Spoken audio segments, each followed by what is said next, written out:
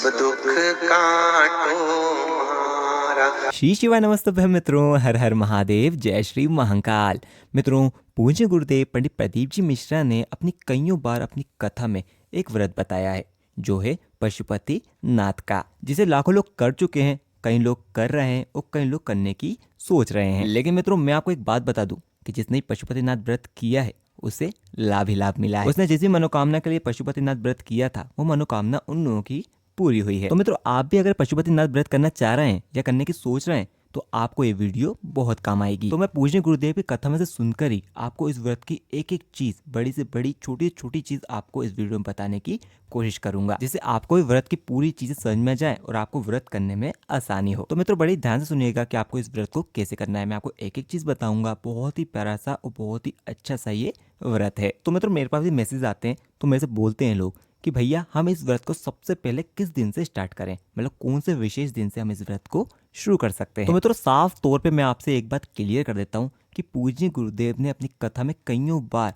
कहा है कि आप पशुपतिनाथ व्रत किसी भी सोमवार, मित्रों किसी भी सोमवार से ले सकते हैं, यानी किसी भी सोमवार से आप इस व्रत को आप शुरू कर सकते हैं। और पूरे 5 सोमवार का यह व्रत होता है। पूरे 5 सोमवार आपको यह व्रत रखना है और भगवान भोलेनाथ की पूजा करनी है। तो मित्रों, अगर आपको पशुपतिनाथ व्रत शुरू ही करना है तो अभी तो सावन का पवित्र महीना चल रहा है, अभी से कर दीजिए और आपके पशुपतिनाथ व्रत इस सावन के पवित्र महीने में शुरू भी हो जाएंगे। ठीक है मित्रों, इतनी बात समझ में आई आपको?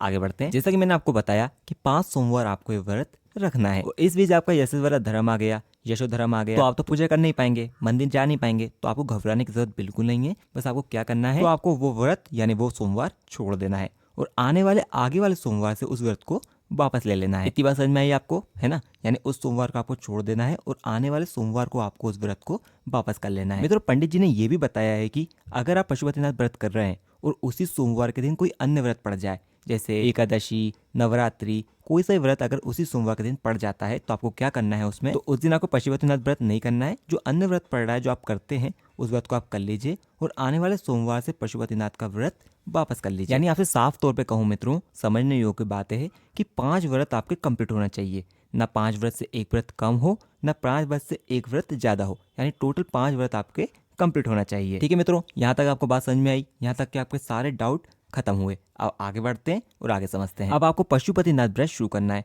और आपने किसी भी शिव मंदिर में जाके पशुपतिनाथ का पहला व्रत कर दिया। हाँ, समझना, आप ध्यान से समझिएगा, अच्छे से बताऊंगा आपको। आपने पहला व्रत कर दिया शिव मंदिर में जाके, लेकिन अब बचे हुए 4 व्रत, हाँ समझिएगा, बचे हुए 4 व्रत भी आपको उसी शिव मंदिर में जाके करना है जहाँ आपने पहला पशुपतिनाथ व्रत किया था। क्योंकि पंडित जी ने साफ तौर में अपनी कथा में बताया है कि 5 व्रत एक ही शिव मंदिर में, यानी 5 व्रत एक ही जगह पे एक ही शिव मंदिर में किए जाए, यानी आपको 5 व्रत एक ही शिव मंदिर में जाके करना है। ठीक है मित्रों, यहाँ तक आपको बात पूरी समझ में आ गई होगी। अब आगे बढ़ते हैं। पहले व्रत से लेकर आखिरी व्रत तक आपको प्रत्येक व्रत में एक पूजा की थाली लगा लेनी है और पूजा का पूरा सामान, जैसे भगवान का अभिषेक वगैरह करेंगे, वो पूरी सामग्री उस थाली में आपको रख लेनी है। और फिर सुबह आपको मंदिर जाना है और मंदिर जाके भगवान भोलेनाथ की अच्छे से पूजा अर्चना आपको वहाँ पर करनी है। और मित्रों, थाली में आपको इतना सामान रख लेना है जो आपको शाम को भी काम आ जाए। जी हाँ, क्योंकि आपको पशुपतिनाथ व्रत में शाम को भी वापस, सुबह तो जाना ही है आपको मंदिर और शाम को भी आपको वापस शिव मंदिर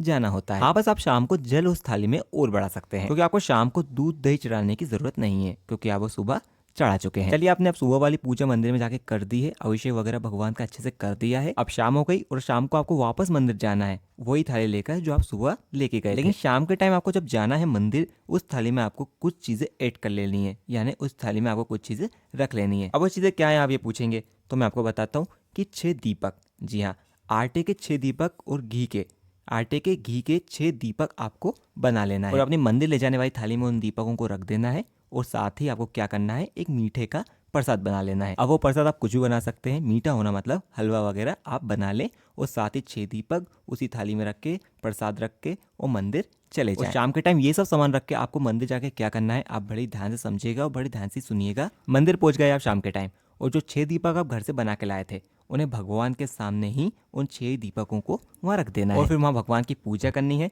और जो मीठे का प्रसाद आप घर से बना के ले गए थे, उसी प्रसाद के आपको मंदिर में ही मित्रों, हाँ, 3 हिस्से कर देना है। भले आप घर से 2 ले जा सकते हैं और उसी में 3 हिस्से वहीं पर कर सकते हैं। लेकिन एक बात बहुत ही ध्यान रखने वाली है, समझने वाली है, कि आपके घर से आपको उस प्रसाद के 3 हिस्से नहीं करना है, मंदिर में जाके ही आपको उस प्रसाद के 3 हिस्से करना है। यहाँ तक बात समझ में आई? ठीक है, चलिए आगे बढ़ते हैं। अब प्रसाद के 3 हिस्से करने के बाद आपको जो 6 दीपक मंदिर में ले गए थे, उनमें से 6 में से 5 दीपकों को आपको वहाँ पर जला देना है, यानी प्रज्वलित कर देना है भगवान के ही सामने। फिर आप भगवान की अच्छे से पूजा अर्चना कीजिए और भगवान से अपनी प्रार्थना कर लीजिए। और ये सब करने के बाद आपको याद होगा कि हम मंदिर 6 दिए ले गए थे, जिसमें से हमने 5 मंदिर में प्रज्वलित कर दिए, लेकिन जो एक दीपक बचा हुआ है उसे अपनी थाली में वापस रखकर, और जो 3 हिस्से हमने भगवान को मंदिर में चढ़ाए थे प्रसाद के, उसमें से एक हिस्सा अपनी थाली में रख लीजिए और 2 हिस्से वहीं छोड़कर अपने घर की ओर आ जाइए। और आप हर व्रत में बिल्कुल ऐसे ही करेंगे, यानी 5 व्रत जो होंगे बिल्कुल ऐसे ही करना है।